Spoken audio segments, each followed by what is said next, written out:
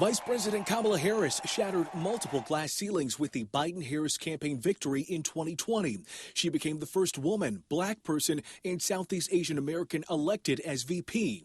Still, Asian American representation lacks among elected leaders nationwide. We're the fastest growing racial group or ethnic group in this country. Despite us making up 6% of the American population, we are less than 1% of elected officials. So a huge lack of representation for the AAPI community. Norman Chen is the CEO of the advocacy organization, the Asian American Foundation, created in response to growing AAPI hate in 2021. Politics traditionally has not been a path that many Asian Americans have taken. In Silicon Valley, the heart of innovation and progressive ideals, a notch towards progress. On the ballot this November in the 17th Congressional District, representing parts of San Jose, Fremont, Sunnyvale, and Cupertino, two candidates are facing off. Representative Rokana, a Democrat, is running for a fifth term in office. And I believe that our district has something to offer the country in terms of new jobs,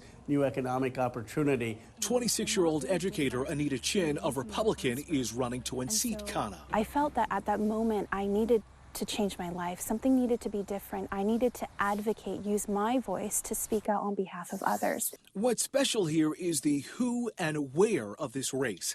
California's 17th Congressional District has the largest Asian American population of any district outside of Hawaii. Well, it's changing. When I grew up, there was not a single Indian American in the United States Congress. And I said my parents would have had a hard time getting a meeting with a staff member to a member of Congress. Now there are 5 South Asians in Congress. There are about 20 Asian Americans. More young people are getting involved, wanting to serve. I think it's awesome. I think it's awesome that there are 2 AAPI candidates running in the AAPI district so that people see, okay, I have 2 candidates that look like me, represent me, that I can choose from. I think it's a wonderful thing. And with that growing representation is room for distinction, something neither candidate shies away from. We have disagreements. I'm very much for abortion rights. I'm for LGBTQ plus rights. But I think it's wonderful that we have Asian Americans running on any party. I think that's great for democracy. I think Representative Kana would make a move towards centralization of government, more government power. I would make a move towards decentralization of power, returning powers back to the states and the local governments.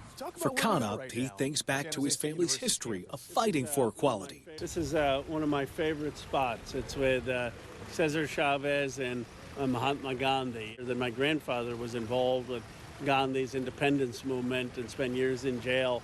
So it's sort of full circle. Here I represent San Jose, where Cesar Chavez had roots, and his movement was inspired by a movement my grandfather participated in. Chin hopes to engage the next generation. We were putting up my yard signs, and one yard sign was put across from a middle school. I hope there's one little girl somewhere who looks at that photo and thinks, wow, she looks like me, and maybe that can be me one day as well. A push to represent and inspire. A reminder, if you can see it, you can achieve it. I'm Julian Glover, ABC 7 News.